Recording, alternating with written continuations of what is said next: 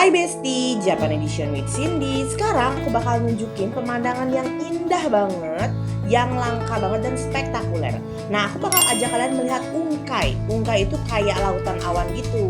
Nah, lokasinya itu aku sekarang lagi menuju ke Bichu Matsuyama Castle di Observatory. Jadi kalau kalian pengen tahu langsung ikutin ya.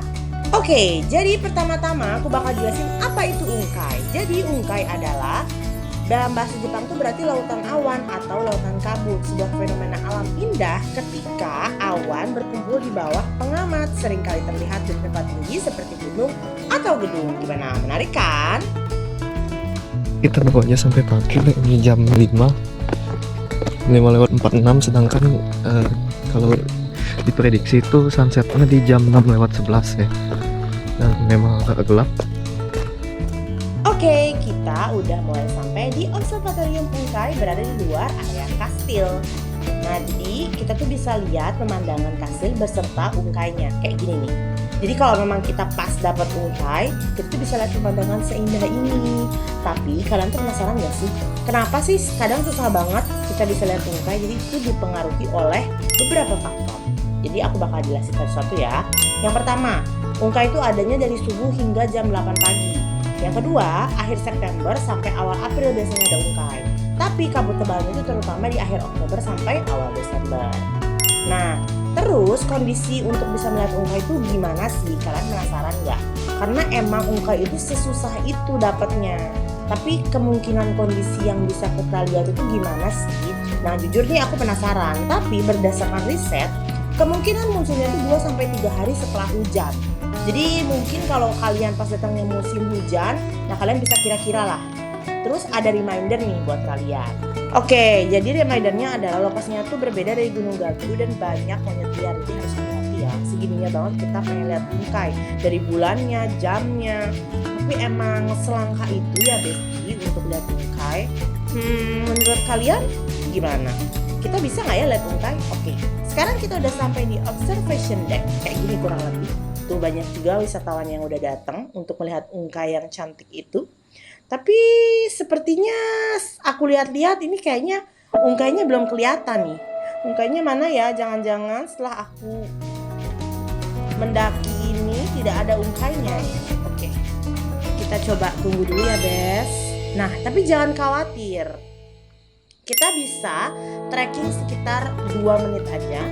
Nah, jadi kita lumayan nih trekking 2 menit supaya mungkin kita bisa melihat ungkai di seluruh area. Jadi kalau kalian penasaran, langsung aja ikutin terus video aku.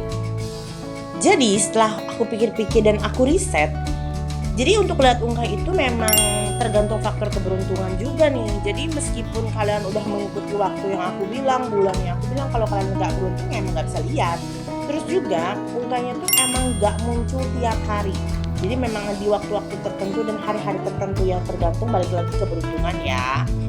Meskipun menurut kita kayak ini kan harusnya waktunya udah ideal, kondisinya udah oke, tapi kenapa sih kita nggak bisa lihat ungkai?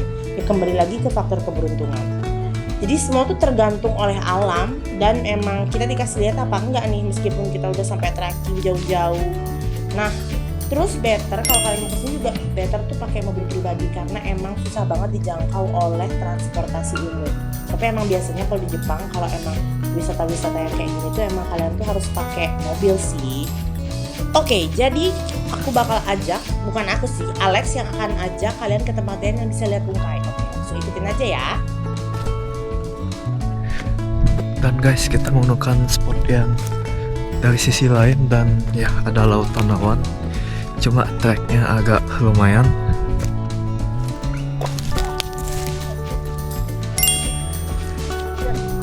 Lumayan cukup.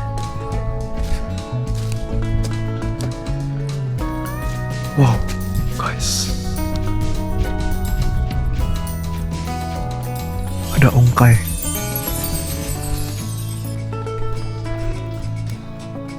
Oke, sekarang Alex udah sampai dan finally kita bisa lihat ungkai meskipun tipis-tipis. Kalian bisa lihat kan ekspresinya Alex se-happy apa.